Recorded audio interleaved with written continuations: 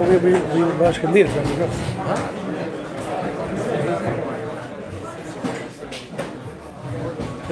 Is that? Oh, it's working. Oh, that's so strange. Okay. It's not working? I thought it was. Shmachim Isis. Working. Oh. Measure Mindik, does it work? All the way in the back. Jordan, good? Okay. Fine. Thank everybody for coming for our legal holiday shir.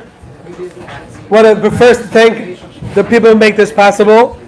Say Shukayach. What? Hello? It's not good? It's good? Good. All right. A lot of thumbs up. Baruch Hashem. To thank those who made this possible, specifically Stockton and Baverman, attorneys at law, who are partners in all of our. That's it. Who's in charge of this place?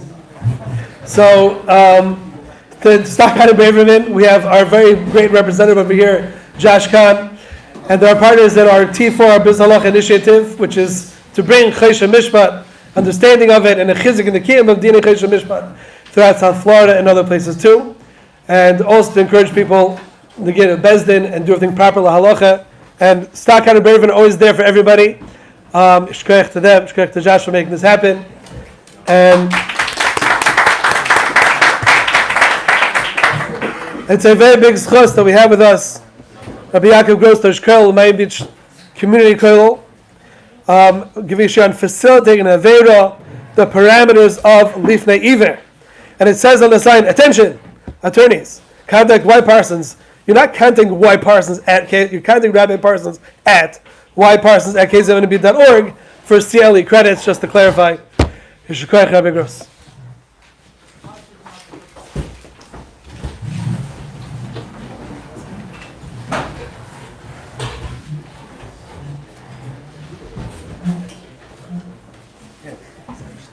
Hey, Rabbi Gross.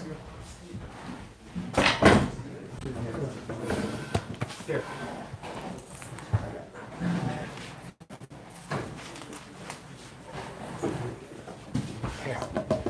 Here's a stone.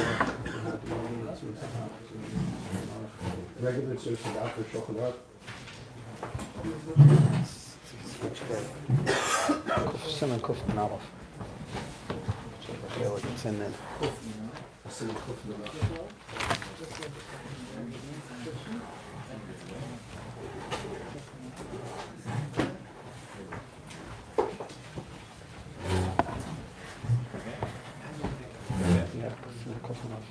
This one away.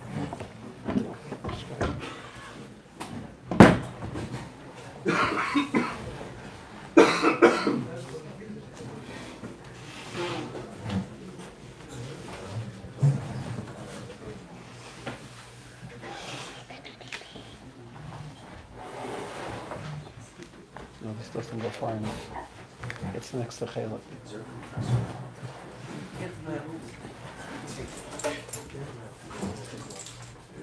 You're their base.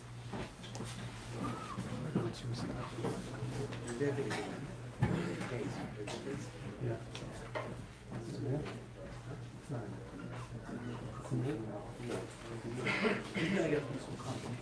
All right.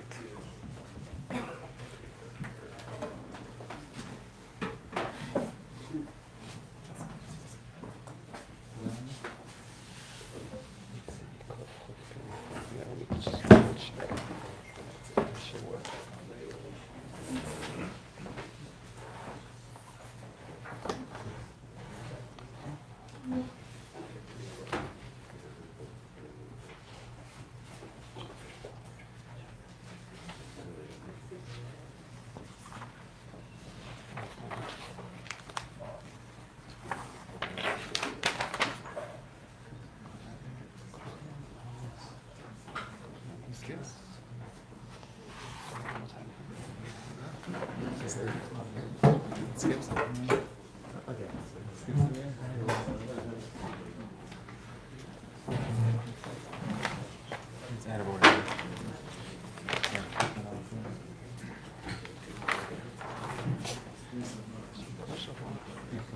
Yeah, it is. Switch this over.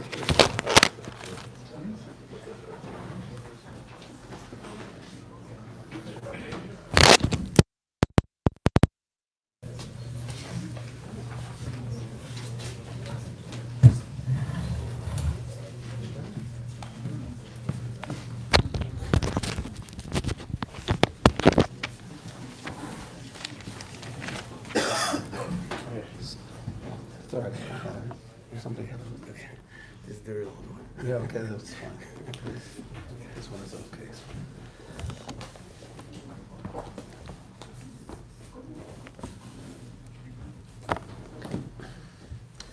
First, I would like to thank Rabbi Blezer and Rabbi Singer for giving me the opportunity to present this shiur, and hopefully it'll be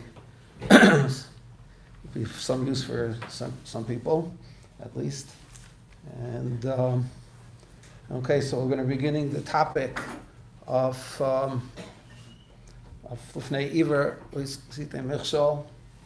what the parameters of that Isser are, and how they apply, and how you can maybe possibly circumvent them under certain circumstances, and some other ideas that come along with this. So the shiur itself is on Lifnei Iver. Lifnei Iver, we all know, is a lavda eraisa. The Rishonim say there's many different ways of Lifnei Iver leisitein michshol. There's a machlokes. If you actually go ahead and put a michshol, if you put a stumbling block in front of a blind person, are you going to be over on the lav of Lifnei Iver leisitein michshol?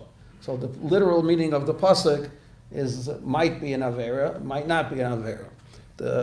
There's a lot of reasons why people argue over why there is no Aveirah of Lifnei Iver leisitein michshol, to put a stumbling block in front of a blind person, literally. Is because the pasuk says Lifnei Iver leisitein. It doesn't say loisosim. It's a leisitein. Nesina is usually when you're giving something from one person to another person. And over here the pasuk says that Lifnei Iver leisitein michshol. So if you're going ahead and putting just a block, it should be loisosim. Don't put a block in front of a blind person because he's going to trip on it. But it's not an esina. It's a sima. You're placing something as a stumbling block. So this is, some say that's the diak in the pasuk, that whereas Chazal saw that the pasuk should not be taken literally. It's a machlokes, however. Some say if you do actually do it, there is a lav, and some Rishonim say no, it's b'chalal not a lav at all. There is no aveirah for putting the stumbling block in front of a blind person. In fact, some people say that if you do that, if you consider that to be a lav, there's that you could possibly be a kuti, because you're taking the pasuk literally, and that's not what Chazal understood it. But, or whatever it is, at the end of the day, there's this lav of that Lifnei Iver leisitein michshol. Lifnei Iver leisitein michshol, you can't go ahead and you put a michshol in front of a person who is considered to be an Iver. It doesn't mean literally that he's blind. It doesn't mean that you put a stumbling box there. So what is the pasuk talking about? So there's two other things it could be talking about besides the literal pasuk. There's one other problem, is that you can't give bad advice to a person. Giving bad advice is considered to be a lav, and it's brought down by the Rishonim that this is included in Lifnei Iver leisitein michshol. There's a little bit of a question based on the lashonis of the Rishonim, that does it mean that you're giving the bad advice because you want to take advantage of him? So many of the Rishonim, when they give an example why a person would be Lifnei Iver, why he would give a person bad advice, is because he wants to take advantage. He's going to sneak around the person, he's going to give him a piece of bad advice, and he'll sneak around and he'll take something from him, or he'll take advantage of this person. That's where it's usher. So according to them, it sounds like it's only when the person is doing it for nefarious purposes, when you give bad advice. But it's not if somebody gives a piece of bad advice to somebody, they're not going to be over on Lifnei Iver. Other places, it doesn't seem to say that. It just says it's Lifnei Iver is giving bad advice. And so giving bad advice would be considered to be Lifnei Iver, and it doesn't have to be for nefarious purposes. But the person Stam gives bad advice, you're not supposed to give people bad advice. In fact, there are some Rishonim who seem to learn that there's a mitzvah to go having get good advice to a person. You learn it out, I'm not sure exactly how that works over here, but they learn out that if a person should go around giving people good advice, there's a mitzvah in the Torah to give a good advice based on the opposite of the law that says that you're not allowed to give bad advice to a person. Okay. But we're not going to talk about any of that. That's just an introduction. What we'll talk about is the third kind of Lifnei Iver. And that is Lifnei Iver that deals with a situation where a person is involved with an Aveirah. A situation of an Aveirah, there's an Aveirah occurring, and under certain circumstances, it's going to be Lifnei Iver. What's the example? So the common example is let's say a person wants to eat something that is not kosher, and he can't obtain that not kosher item. He heard about a place, I don't know, that there's a new restaurant, and really it's not kosher, but he got to try it out. It's like you have these kinds of people, and this person doesn't know where to go. Let's say he can't get there. He can't get there, and you go and you facilitate his ability to get to that place. Give him a ride. You give him a ride, and you show him this is it. So you have violated. That is the situation, not you, but whoever would do such a thing will go ahead and violate that. They're doing a lav in the Torah. This is the standard meaning, going ahead and making available an Aveirah to another person. By going ahead and doing that, so you're taking a person which is an Iver, we're not talking he's literally blind, but he's blind because his head is messed up. And he thinks, you know what, I'll do this Aveirah, it's no big deal. And whatever. So that person is called an Iver, a blind person. And Lifnei Iver, Leisitein Michshol, you're going ahead and you're putting the stumbling block in front of him. This is the situation in which we have a lav of Doiraisa. It's a loisase that the person is violating. Now, this loisase is a very fascinating thing. We were just talking about a moment ago about giving good advice. They learn out that giving good advice is considered to be a mitzvah. It's a mitzvah to do it because if Iver Loisitein Michshol means don't give him bad advice. So going back to the previous way of looking at the pasuk, which means giving bad advice. But there's a mitzvah to go ahead and give good advice. There's an interesting thing, which I don't want to spend that much time on, but it's fascinating. Is the mitzvah, we just said there's a mitzvah, loisase in the Torah, Lifnei Iver, Leisitein Michshol, don't make an Aveirah available to somebody. Question is, how far do you have to go for that? How far does a person have to go to that? So there's an interesting thing that comes up that shows you how far it goes. Not everyone agrees with this, but they are. The Mishnah Melech seems to say this, and he goes to an extreme position on this, basing this on a Rambam, because this is based on a Rambam.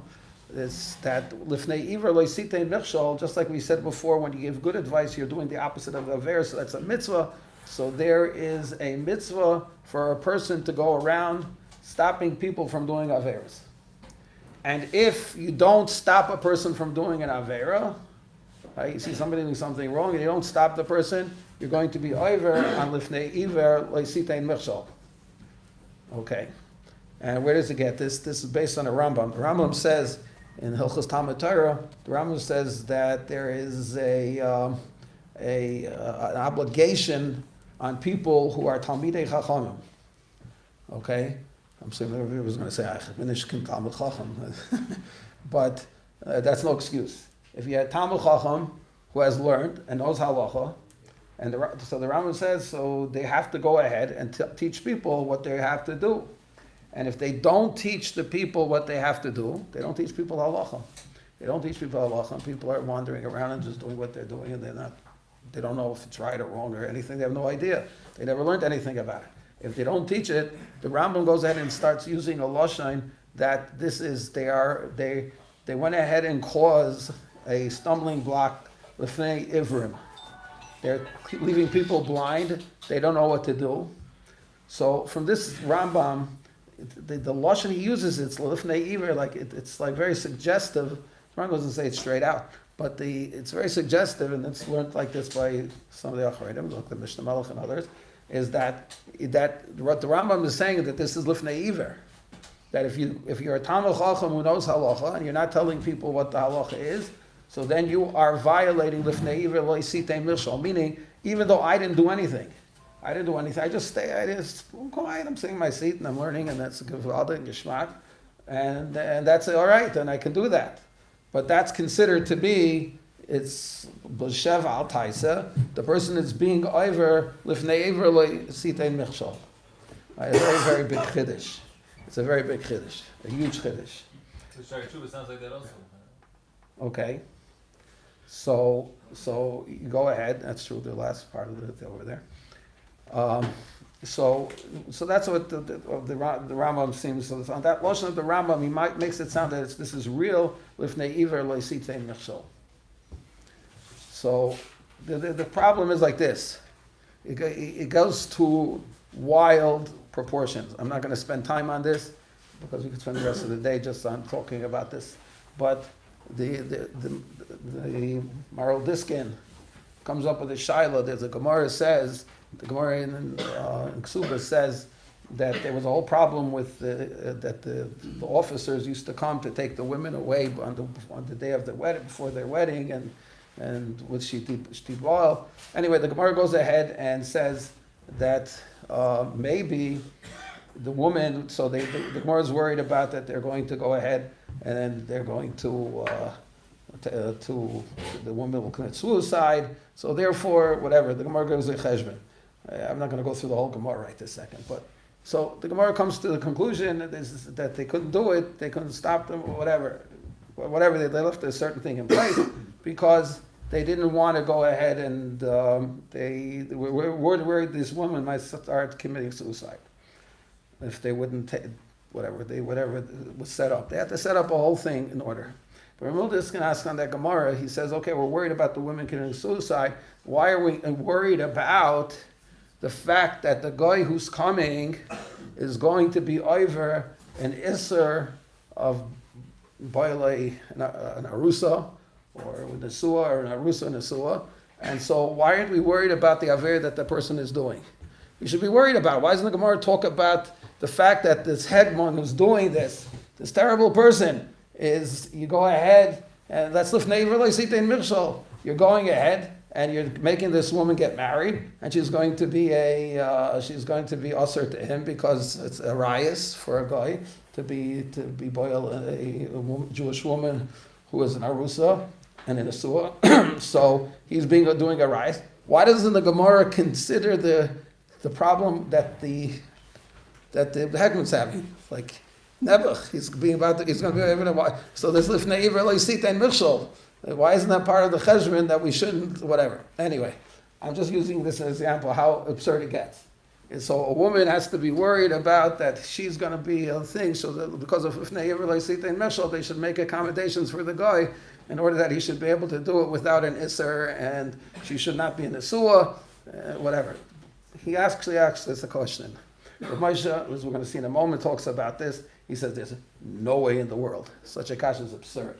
He says to go ahead and say I'm Iver on Lifnei Iver lo yisitei mechshol because I didn't. He says, let's say a guy has money in his pocket, and the guy goes ahead and gets pickpocket. Somebody picks his pocket, and so are you going to tell me that he's going to be Iver on Lifnei Iver lo yisitei mechshol because he didn't put it into this other pocket? Right, so you have to watch out for all the ganovim because chas v'shalom, I don't want to be mashal you and the Aveirah of stealing, and therefore, Moshe says this is absurd. He says this can't be. Merle Niskin never said such a thing. Impossible. And so Moshe goes ahead and says that this idea that is that Lifnei Iver requires you to go ahead and to proactively go ahead and to do everything to protect someone from being nichshol with your property or with what you're doing, that's absurd. So he says he doesn't agree with this, and the Mishnah Malach is Tarchi in what he writes on this matter. So getting back to what we're talking about. So we're talking about that Lifnei Iver Leisitein Michshol means facilitating someone's Aveirah. We just said that's facilitating it. That means participating in the Aveirah that the person is doing. It is not having to get up and Lifnei Iver Leisitein Michshol, going ahead and making sure that everything that you have around you is not possible for someone to do an Aveirah with it. There's no such thing like that. Okay, that's the normative halacha. And so Lifnei Iver is only to actively do something. If you're just not doing something, so then that's not Lifnei Iver. It's nothing to do with Lifnei Iver. Okay, so the Gemara goes like this. There's a Gemara in the beginning of Masechtas Avodah Zarah. The Mishnah says that you're not allowed to go ahead and sell certain things to a guy, and before Ideihem, before their holidays. Okay, so we're not right now at the time of year where they have their big holidays. And so there's a problem. The Gemara wants to know why can't I sell things to Goyim, certain kinds of things that they need for their Avodah Zaras and things like that this time of year. And so the Gemara says it's two possibilities. Either it's because they're happy that they get the object, and so they go home and I got a wonderful cow that I'm going to use for my Avodah Zarah, and I'll bring it to the temple and they'll burn it and whatever. And so he feels happy, so he thanks his God for giving him the opportunity to have this cow. So you caused the guy to go ahead and to be Oved Avodah Zarah. Okay, is that the problem? Or is the problem, Lifnei Iver Leisitein Michshol, is that you're going ahead and giving the guy this object, and now he can go ahead and go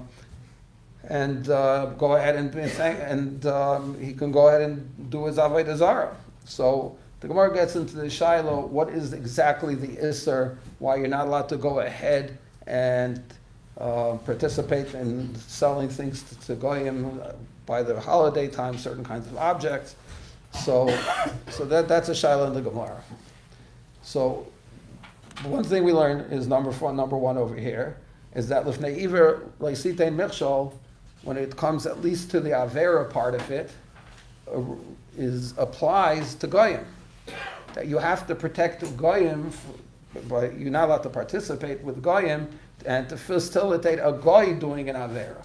So this sounds something a little bit strange, is if a guy's about to do an Aveirah and he drops something and you hand him back what is the thing, well, that would be maybe only the Rabbanan, but whatever. If you participate in what a guy does and you help him make his Aveirah, so that would be Lifnei Iver Leisitein Michshol. So it's not only for Jewish people that you have to protect. So we look at Lifnei Iver as it's like a mitzvah sheben adam lechaveroi. As you're going ahead and you're protecting another Jew from doing something wrong, so I'm helping out the other Jew. There's nothing to do with it. Even a guy, you're not allowed to do this either. It has nothing to do with Lifnei Iver. It has nothing to do with Ben Adam L'Chaveira. It's a Ben Adam L'Makam Mitzvah. There's an interesting thing also, which shows you the severity of this, is that there's only two Aveiros in the Torah that have this kind of severe thing. But you know what? Maybe we'll get back to that a little bit later. Let me just continue with this. So, like this. So, there's different kinds of levels of Lifnei Iver. The regular one, the Gemara says, is that if a person goes ahead and facilitates it, and you need to have this person to facilitate it. Gemara's language for that is that it was, for example, in Nazir. You have a Nazir on one side of the river, and there's a cup of wine on the other side of the river. And you can't reach across the river to get the cup of wine. And you take the cup of wine, and you go ahead and you give it to the Nazir. You have violated Lifnei Iver Leisitein Michshol. And this is what the Deiraisa situation of Lifnei Iver Leisitein Michshol, going ahead and doing this kind of activity. Without you, the Aveirah would have never been done. now that the Aveirah, now that you pass him the cup, he has the ability now to go ahead and drink the cup of wine. And machlokes on this point, whether he actually has to drink the wine or not. But one thing you've done is you've created a situation of Lifnei Iver, Leisitein Michshol. At that point, it is an Isser D'Oraisa to do that. So Gemara calls that Trei Avri Denara, on two sides of the river, meaning if I can't access the ability to do an Aveirah, and someone else gives me that, he does some action to enable me to do it, so that is an Isser D'Oraisa. Okay, that's a Dover Pasha like that. After this, it gets very hazy. It's not clear at all. So over here, there's another condition. Let me just point out there's another condition. And this is interesting because for some reason the Gemara says this, and some of the Rishonim don't not discuss this. And they just leave it off, and others are quoted. So in the Shulchan Aruch, so the other condition, number one, is that it's lifnei.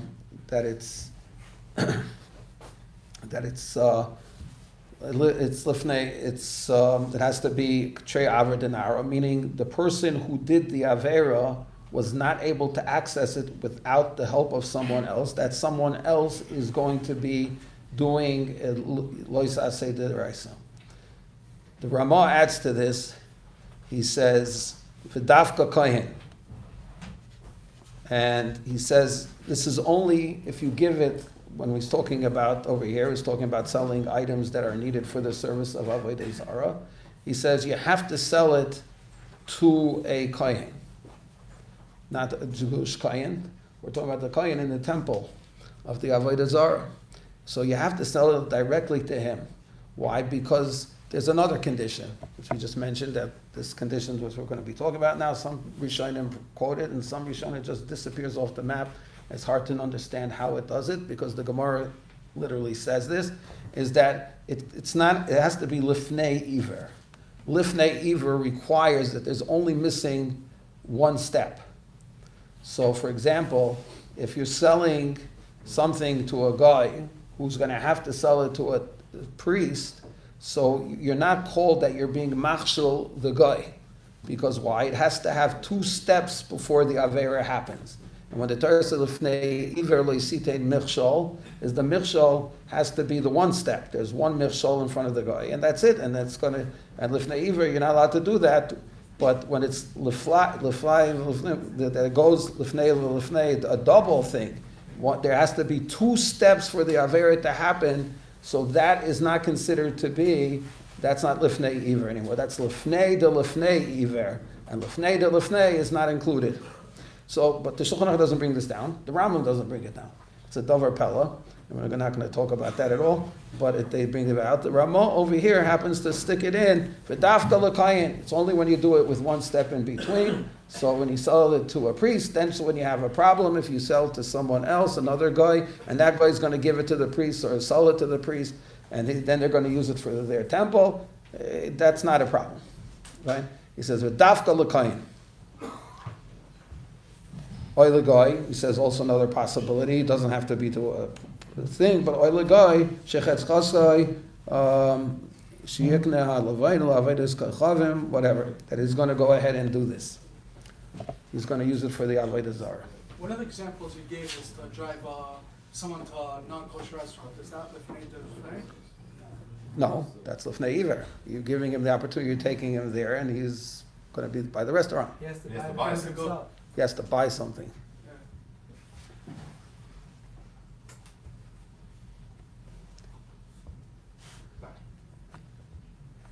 But he has that ability to buy it. I mean, we're talking about, let's say, he'd have to get, if let's say he didn't have a way to pay for it, then maybe that would apply. But I don't think that's, the call's going to Lifnei, right?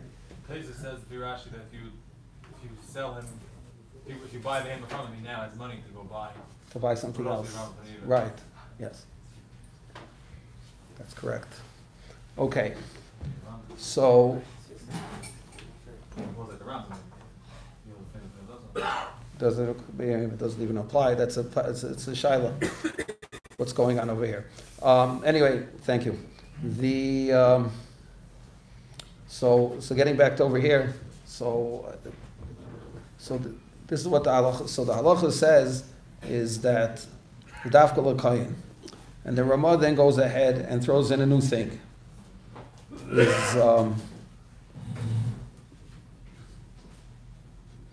He says, Hada asur limkor lahem devarim hashayachim avedasa hainu dafka em ein lahem acherim kiyaytza bay. If they don't have other ones, oishala yuchlu liknais b'makam acher.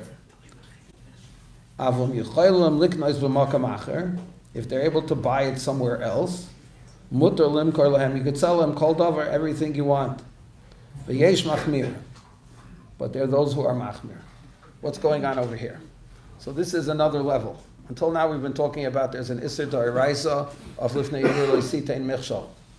Now we discovered that there's a whole tumble here about is there an Isser D'Rabbanan of Lifnei Iver. This Aveirah is eventually called by the Paiskim is Misayeh. Is that you're not causing the Aveirah to happen, like putting it across the river to the Nazir, and the Nazir now is able to drink it, because before it's impossible for him to get a hold of it. It was on the wrong side of the river. You stretched out your hand and you handed it to him, and now he's able to do the Aveirah. But over here we're talking about where I don't need to, the Nazir has a store down the block on his side of the river where he's able to go ahead and get wine. So now the question becomes, I don't need you to go ahead. So if a person takes the cup of wine and puts it on the other side of the river, I really didn't accomplish anything much, because he already had an opportunity to go to the store. This gets extremely complicated. There's some important nuances here which really make a difference in the halacha questions that come up at the end over here. Is like this, is what's considered to be that you're facilitating, and what is it considered to be that you're just helping him? Right? The lines get very, very fuzzy. So, for example, like in our cases, so let's say the person has a store on his side. So we said, well, if he has a store on his side, he could have gotten it anyway, so there's no Lifnei Iver, because he can get the wine, he can pick himself up and go buy wine. Well, let's say it's a big schlep.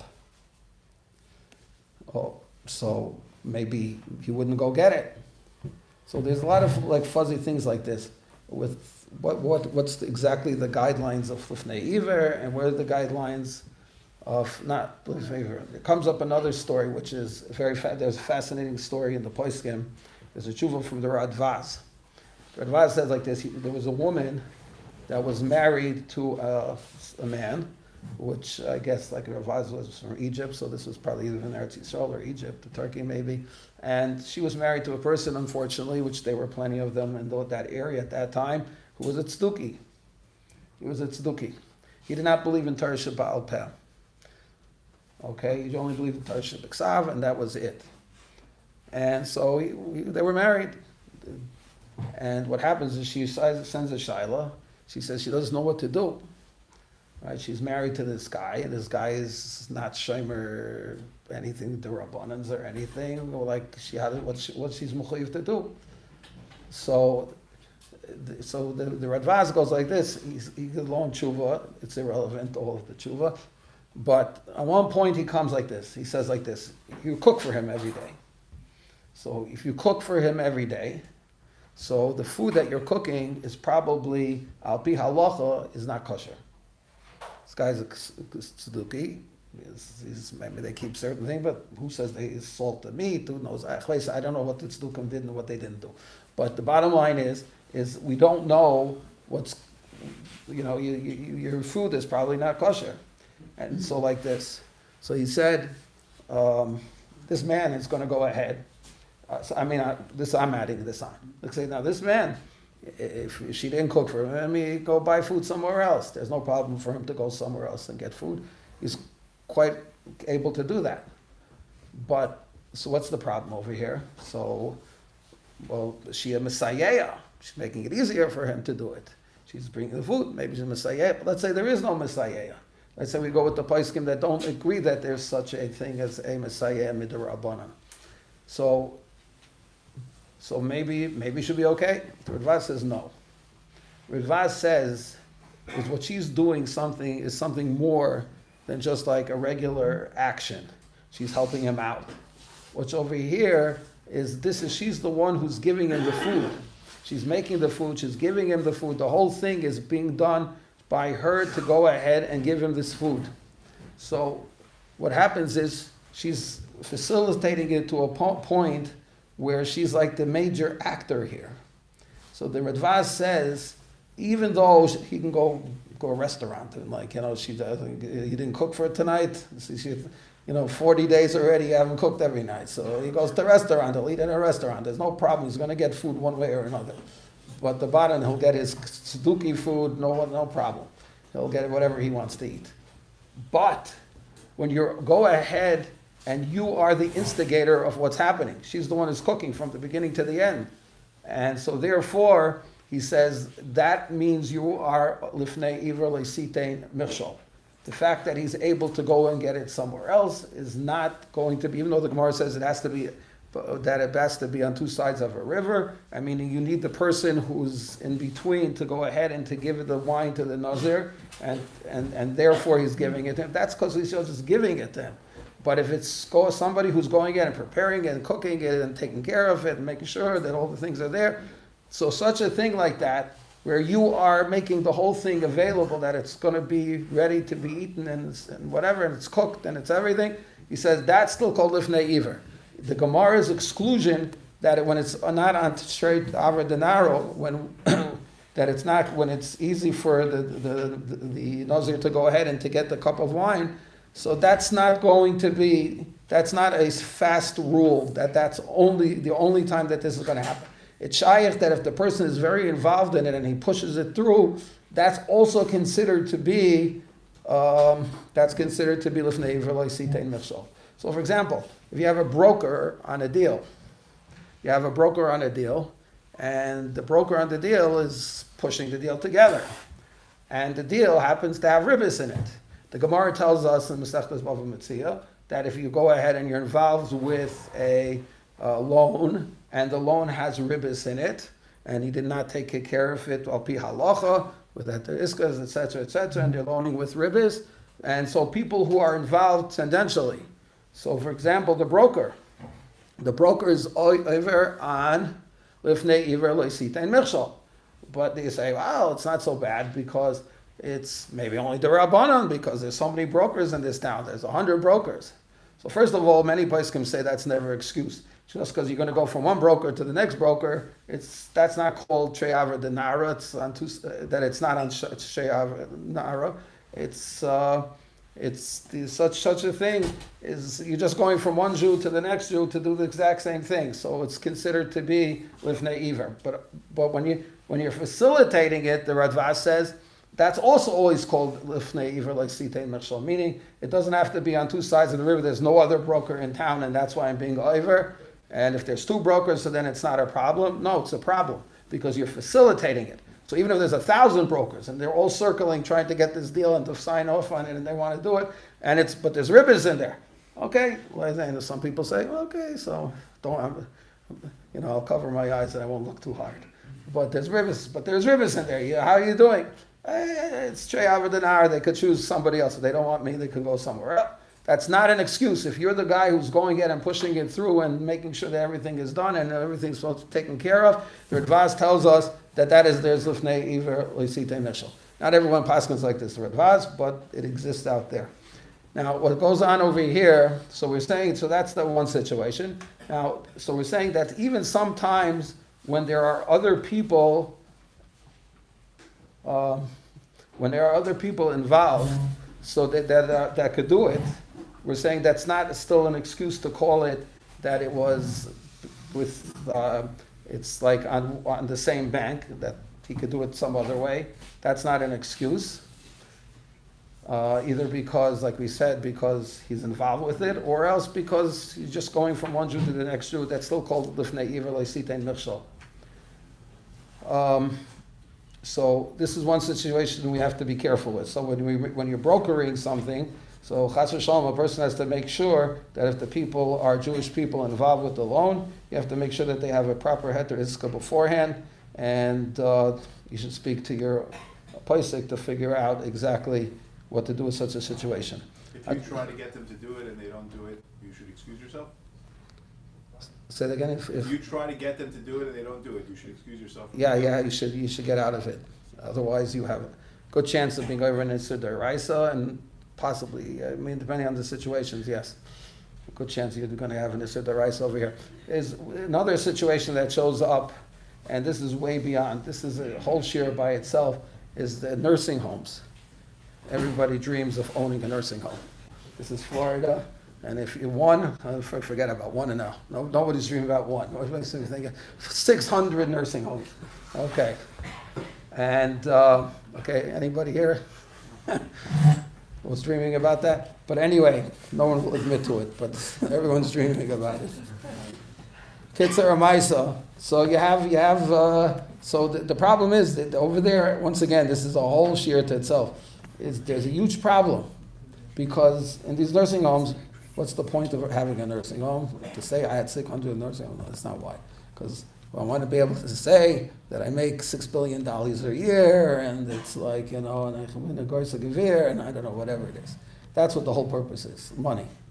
So when you want to make money, the biggest side is you have to keep your expenses down. And so now comes a huge Yetzer Hara for people. People who have nursing homes, they have a huge Yetzer Hara. When I feed people, so what am I going to use? Kosher food, or am I going to use treifa food? Okay, this we're not talking about. It's like, should I go to this grocery store, that grocery store, because they have $1 cheaper? Should I walk another 10 minutes to get that $1 cheaper or not? We're not talking about that. Because we're talking about big money, and now there becomes a big Yetzer Hara. So of course, they want to use treifa food. It's worth a quarter of the price. You could save millions and maybe hundreds of millions of dollars every year by serving non-kosher food. Okay. So this is a Yetzer Hara. I think we're just running out of time, I guess, right? A few more minutes. Yeah. So what happens is now, what do you do? What about the people in your nursing home who are Yidden?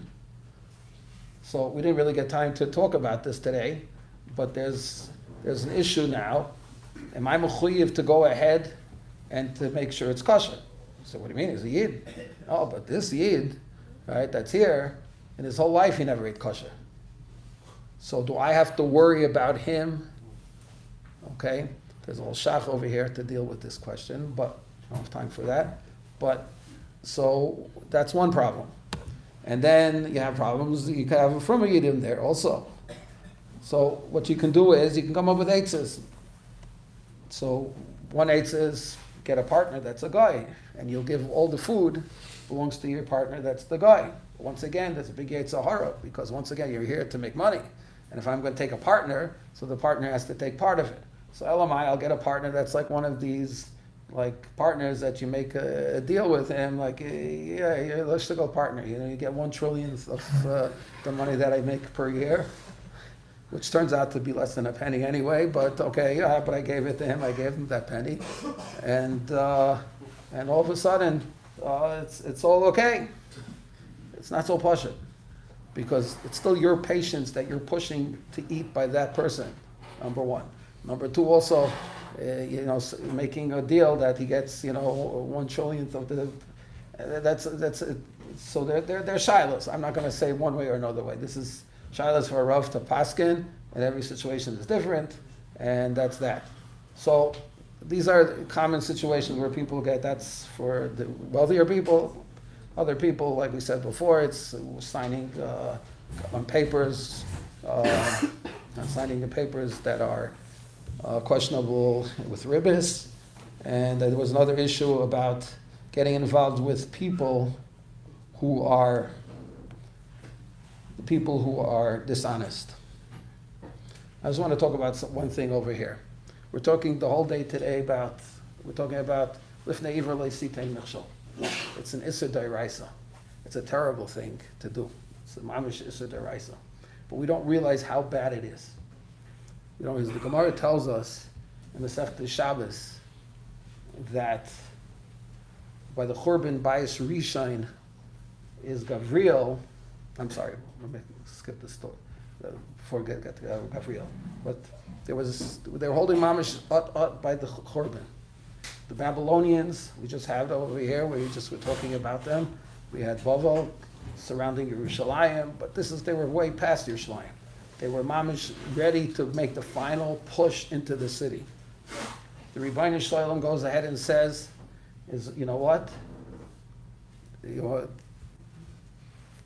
This is it, Churban. And so he goes ahead and he sends Gavriel down with three fires, and then to destroy the city.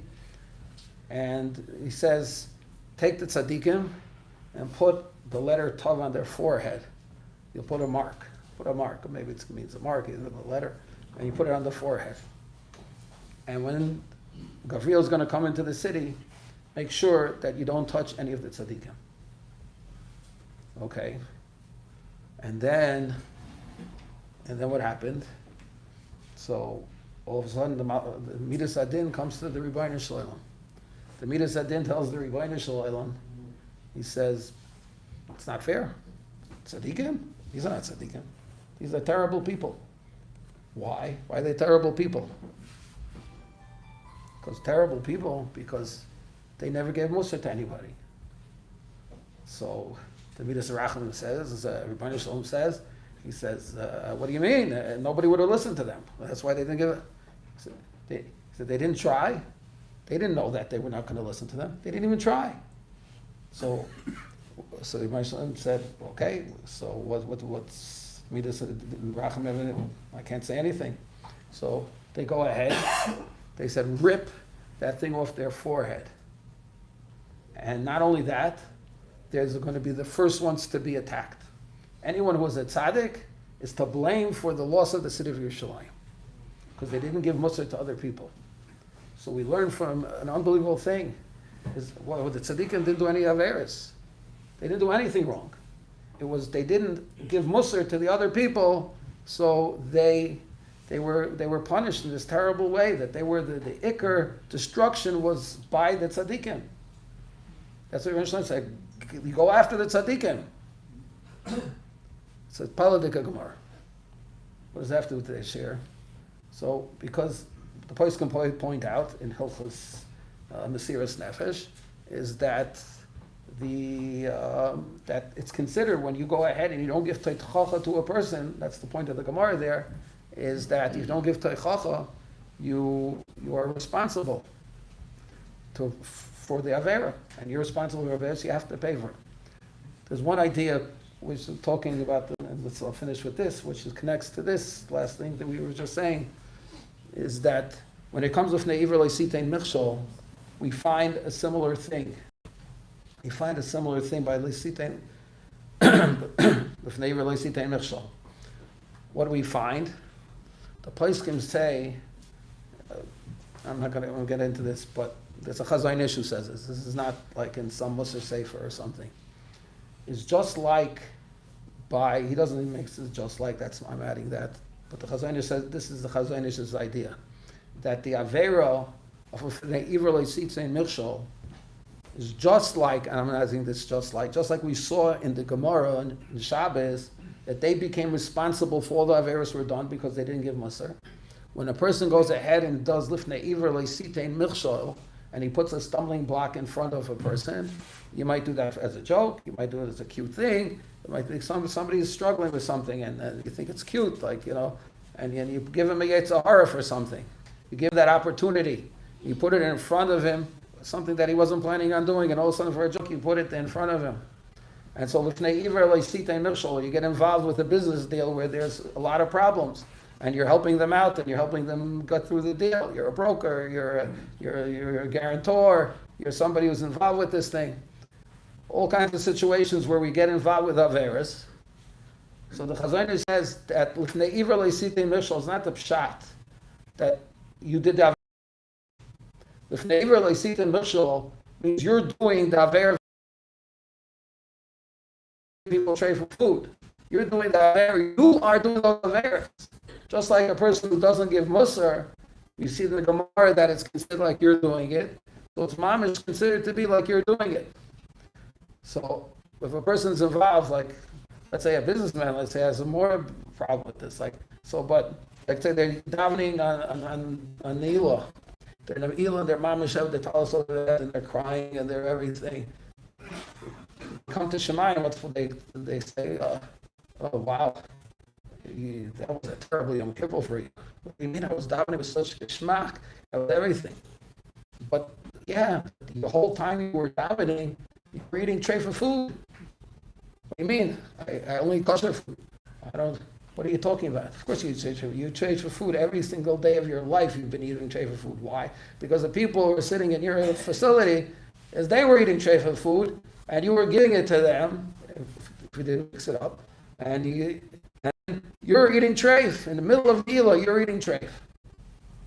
That's what it is. And Rabbi Shalom says you're responsible for that Aveirah. So the Chazayner says that's what Lifnei Iver means, that I am also doing the Aveirah. Together with the person that I made them stumble, I myself am responsible for that. We'll stop with this. Thank you very much.